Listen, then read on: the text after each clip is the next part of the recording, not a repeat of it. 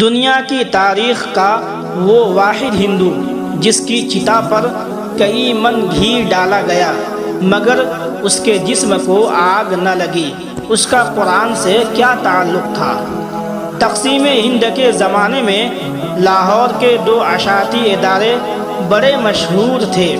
پہلا درسی کتب کا کام کرتا تھا، اس کے مالک میسر زعتر چند اینڈ کپور تھے۔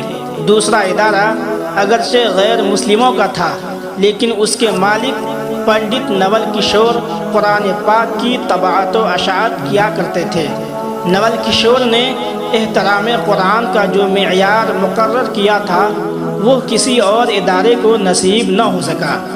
نول کشور جی نے پہلے تو پنجاب بھر سے اعلیٰ ساکھ والے حفاظ اکٹھے کیے اور ان کو زیادہ تنخواہوں پر ملازم رکھا۔ احترام قرآن کا یہ عالم تھا کہ جہاں قرآن پاک کی جلد بندی ہوتی تھی وہاں کسی شخص کو خود نول کشور جی سمیت جوتوں کے ساتھ داخل ہونے کی اجازت نہ تھی۔ دو ایسے ملازم رکھے گئے تھے جن کا صرف اور صرف ایک ہی کام تھا کہ تمام دن ادارے کے مختلف کمروں کا چکر لگاتے رہتے تھے۔ کہیں کوئی کاغذ کا ایسا ٹکڑا جس پر قرآنی آیات لکھی ہوتی اس کو انتہائی عزت و احترام سے اٹھا کر بوریوں میں جمع کرتے رہتے، پھر ان بوریوں کو احترام کے ساتھ زمین میں دفن کر دیا جاتا۔ وقت گزرتا رہا اور طباعت و اشاعت کا کام جاری رہا۔ پھر بر صغیر کی تقسیم ہوئی، مسلمان، ہندو اور سکھ نقل مکانی کرنے لگے۔ نول کشور جی بھی لاہور سے ترک سکونت کر کے نئی دلی انڈیا چلے گئے۔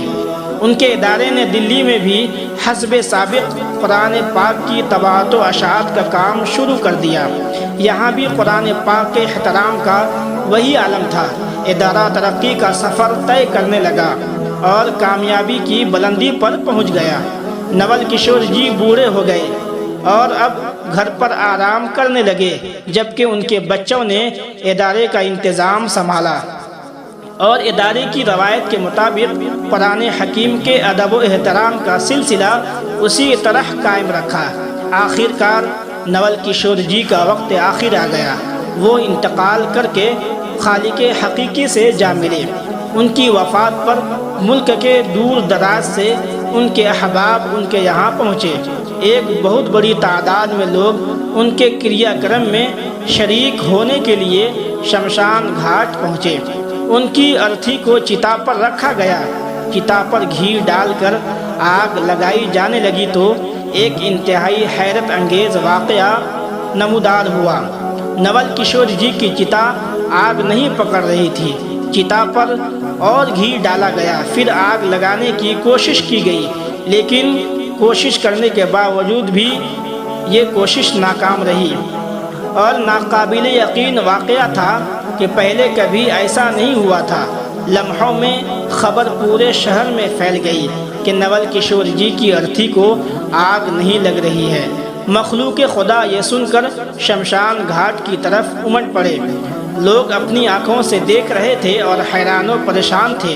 یہ خبر جب جامع مسجد دلی کے امام بخاری تک پہنچی تو وہ بھی شمشان گھاٹ پہنچے۔ نول کشور جی ان کے بہت قریبی دوست تھے اور وہ ان کے احترام قرآن کی عادت سے اچھی طرح واقف تھے۔ امام صاحب نے پنڈت جی کو مخاطب کرتے ہوئے کہا کہ آپ سب کی چتا جلانے کی کوشش کبھی کامیاب نہیں ہو پائے گی۔